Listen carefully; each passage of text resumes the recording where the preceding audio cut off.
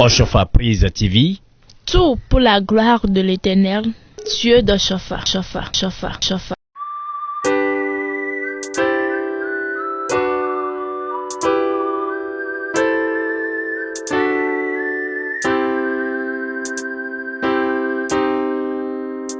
Alléluia et gloire à Dieu. Enfant, c'est ton devoir inconditionnel d'entretenir ta mère. En effet, l'enseignement de Proverbe 31, des versets 24 jusqu'à 31, nous est suffisamment utile pour débattre sur la question d'abord du respect entre le fils et sa mère. C'est ton devoir inconditionnel d'entretenir d'abord ta mère. Enfant, c'est surtout le thème. Ceci est vraiment le thème, c'est-à-dire qui nous permettra de nous entretenir avec ce public que vous constituez. Le respect d'abord du fils vis-à-vis de sa mère. Alors, entre nous, on va se demander quelque chose. Mais ces saints, là, nous ont porté. Ces saints qui, à un moment donné, c'est-à-dire nous ont servi à téter, nous ont entretenus. Oui, ces entrailles-là, de ces mères-là, nous ont contenus, quel que soit, quel que aura été d'abord nos tailles, et tel que ça se passe aujourd'hui dans nos grandeurs, d'abord nos tailles d'aujourd'hui, ces entrailles nous ont entretenus, nous ont portés. Et oui, au temps de l'évolution des choses et des êtres, nous devions alors nous poser la question, mais qui est vraiment la mère? La mère, c'est donc qui? Donc nos mamans là, c'est qui est individuellement pour chacun de nous. Ces mères pour l'individu de tout et chacun de nous devraient constituer les porteuses de la vie. Oui, la mère, c'est qui? C'est cet être-là, moral et physique, qui ont porté nos vies et nous ont révélé à la nature et à l'univers sous le regard de Dieu, avec d'abord la bénédiction et la conception selon Dieu. La relation entre d'abord la mère et l'enfant, c'est l'expression avant tout la plus poussée de l'amour.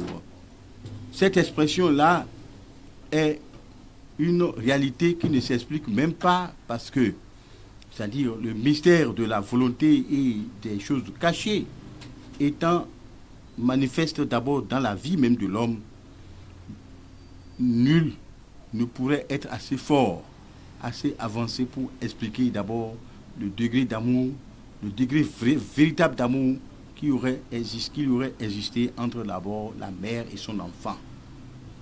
Donc c'est l'expression la plus poussée d'abord de l'acceptation de l'autre et de l'un. Nos mères, elles ont fait quoi et de beau pour nous? Quelque part on dit, elles ont filé la laine pour nous vêtir. Elles ont brisé les herbes pour nous habiller, pour nous donner de la paille. Elles ont été prêtes physiquement, moralement, à tout pour nous servir, pour nous démontrer d'abord leur dépendance psychique et morale vis-à-vis de nous sous le regard de Dieu. Chers amis et chers téléspectateurs, nous entendions souvent parler des femmes battantes, des femmes décidées, des femmes prêtes à guider nos pas devant les prodiges de la nature, les prodiges de la terre. Les obstacles de la nature d'abord sont perçus par elles autour de nos pas, autour de nos yeux, autour de nos corps, pour nous amener à ne pas fléchir devant les vicissitudes de la vie. La mère son leitmotiv, d'abord c'est son fils, et son fils seulement. Alléluia. Ben, Marie, vous avez bien vu, c'est-à-dire que la vie cachée de Jésus-Christ de 0 à 30 ans n'a pas été si révélée. Ben, sinon, vous auriez compris d'abord le degré de mobilité morale de Marie pour Jésus-Christ, qui finira par lui être enlevé un jour et de manière tragique. Voilà les douleurs de la femme. Chacune des mamans de la terre aura eu ce sentiment de Marie, que Marie avait eu en elle, c'est-à-dire pour souffrir pour son fils. Ce fils-là qui lui a été encore chippé, c'est-à-dire par le sort, à l'âge de 33 ans seulement. Nous avions l'habitude d'entendre dans nos coutumes que l'enfant n'est jamais grand pour sa mère. Oui, nous avons vu dans la Bible des enfants et leurs mamans. Écoutez, vous avez compris un peu la vie de Moïse. Moïse repêché dans la maison de Pharaon pour être adopté dans la maison de Pharaon. Mais vous avez vu d'abord le mystère par lequel a dit sa véritable mère l'a allaité et avec abnégation, alors que le Saint-Esprit l'aura démontré que plus tard, et de toute abnégation, elle s'était dévouée pour pouvoir entretenir son enfant. Nos mères, quel que ce soit nos âges, auront continué de nous entretenir moralement, physiquement, psychiquement. Lorsque nous arrivons à perdre une maman, nous sentons que le vide est là et qu'un vide s'est taillé autour de nous et un vide qu'on ne comblera jamais.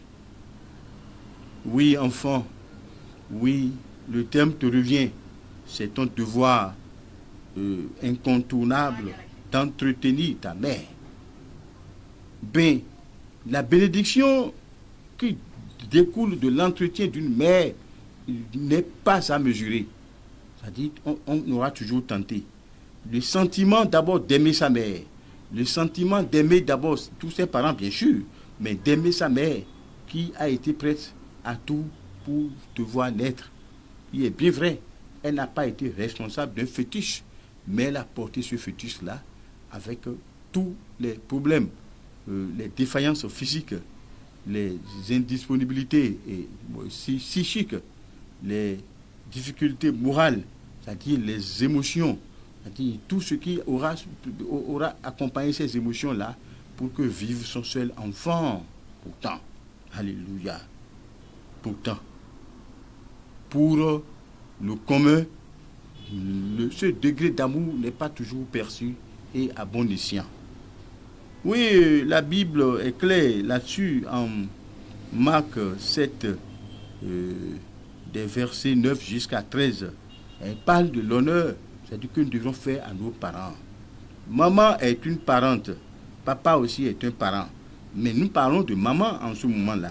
Et puis, les devoirs et obligations qui nous incombent vis-à-vis de nos parents, c'est-à-dire, sont conditionnés aussi par la loi de Dieu. Et cette loi-là, prenons par exemple Exode chapitre 20, verset 12, qui constituait dans le 5e commandement. Et ce commandement est que tout enfant qui aura maudit, par exemple, son père ou sa mère, sera aussi maudit et que ses jours seront diminués. Et puis, c'est simple. C'est-à-dire, il y a la loi, le 5e commandement de Dieu est assorti d'une condition. On dit, si tu obéis à ton père ou à ta mère, tes jours seront heureux. Si nous voyons aujourd'hui que beaucoup de gens sont malheureuses, des vies d'abord sans issue, sans secours, c'est de grâce.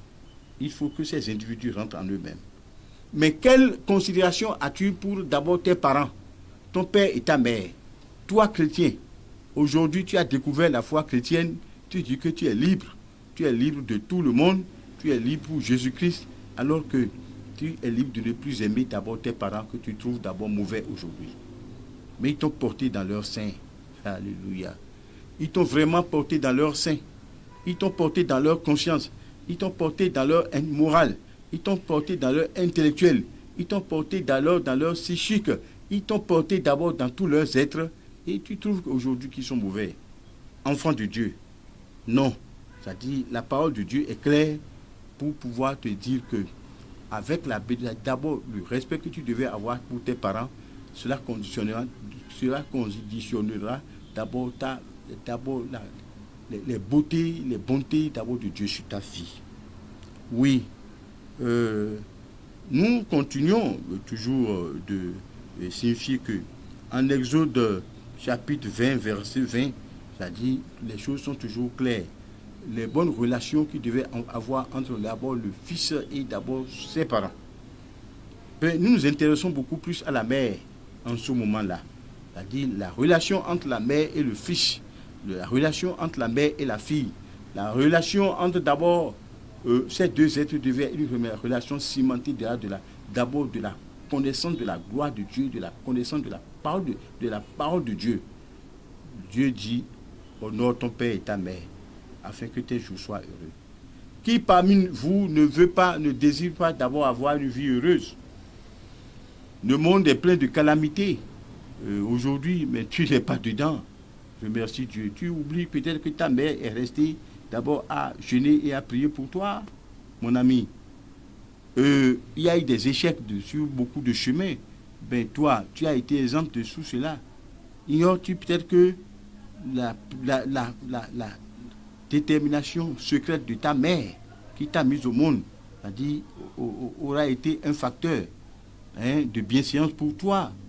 Oui, mon frère, ma soeur, c'est-à-dire qu'as-tu aujourd'hui et que tu n'aurais pas eu déjà si ta mère ne t'aurait pas porté dans son sein? Ben tu as la grandeur, tu as la gloire aujourd'hui. Mais est-ce que tu es en train d'oublier que tu es sorti d'abord d'une femme? Et cette femme a inscrit d'abord dans ta vie tout le degré d'amour de son existence. Et voilà, tu es grand aujourd'hui. Tu es aujourd'hui un gouvernant. Mais tu oublies que cette vieille-là, c'est-à-dire, puis si elle est devenue vieille aujourd'hui, n'a plus de raisonnement sur toi. Ben non. C'est-à-dire, la parole de Dieu est claire là-dessus. D'abord, nos mères sont la profondeur même de l'amour. C'est-à-dire vis-à-vis des fils que nous sommes. Oui, s'il était possible pour les mères de mourir à la place de leurs enfants, mais Marie l'aurait fait. Mais Marie était incapable parce que le sort voulait qu'elle assiste d'abord dans une grande douleur à la crucifixion de son fils. Oui, nous nous crucifions comme on crucifie le Christ, nos vies aux yeux de nos mamans, d'abord en végétant dans la désobéissance. Oui, c'est l'enseignement que je vais vous donner. C'est-à-dire que l'inconditionnel dont nous parlons, c'est que nous devions d'abord fuir la désobéissance vis-à-vis de notre mère, de notre père. La désobéissance vis-à-vis d'abord de Dieu qui est le véritable père de l'humanité. Mais les hommes sont restés à pécher tout le temps et puis ils disent, bon Dieu est Dieu, il va faire pitié. Non, vous attristez Dieu. Autant que nous tristons nos parents, nos pères, nos mères, c'est-à-dire à travers d'abord les comportements irréférencieux, c'est-à-dire vis-à-vis du monde. On se dit, ah, mais c'est l'enfant de qui ça? Qui est ce délinquant-là? Et qui est ce fougueux-là? Des enfants drogués, des enfants vendus d'abord au laisser-aller. Et oui, nous voyons dans les rangs d'abord des enfants de nos églises d'aujourd'hui, c'est-à-dire des enfants qui ne reflètent en rien d'abord de la réception de la parole de Dieu. Et quelque part, nous attristons qui? Nous attristons d'abord, c'est-à-dire nos mères célestes, c'est-à-dire les anges que Dieu a désirés pour suivre nos vies. C'est nos mamans célestes. Ces anges-là sont désirés pour suivre nos vies. D'abord, en rendre compte à Dieu. Oui, parce que, c'est-à-dire le grand livre de Dieu étant toujours ouvert, est en train d'enregistrer à partir de la main des anges, d'abord, soit en bien ou en mal de ce que nous aurions fait. D'abord, la désobéissance à la loi de Dieu à travers, d'abord, la désobéissance que nous avons vis-à-vis de nos mères, vis-à-vis de nos pères. Et d'abord, l'assiduité d'abord dans la connaissance et dans la pratique de la gloire de Dieu, c'est-à-dire à manquer à tout un chacun, si bien que nous ne respectons plus aujourd'hui la condition sur laquelle nous devons d'abord devoir du respect et puis appliquer à la lettre les recommandations de Dieu sur la relation de symbiose qui existerait entre nos mères et nous. Dieu d'amour, Dieu de puissance. Vous savez, cet enseignement est notre enseignement pour vous. Un enseignement que nous avons tiré de la puissance de cet esprit pour vous parler d'abord de cette relation familiale qui signifierait d'abord la complicité heureuse entre la mère et son fils, le père et son fils aussi, les parents et nous. Oui, Christ est notre parent d'abord par l'alliance avec Dieu, parce qu'il est allé mourir sur la croix pour nous. Mais quelle relation voulons-nous mener vis-à-vis de ce Christ pour que nous nous sentions redevables d'abord de la mort du Christ pour nous? Oui, cette relation parentale-là, c'est la relation d'abord qui va nous amener sur les escaliers de l'éternité. Que Dieu nous bénisse abondamment. Cet enseignement est à vous. Dieu soit loué. N'hésitez pas à liker la vidéo si elle vous plaît et si vous êtes nouveau sur la chaîne, n'oubliez pas de vous abonner et d'activer la notification pour ne rater aucune de nos prochaines vidéos. Oshofa Prise TV. Tout pour la gloire de l'Éternel, Dieu de Shofa.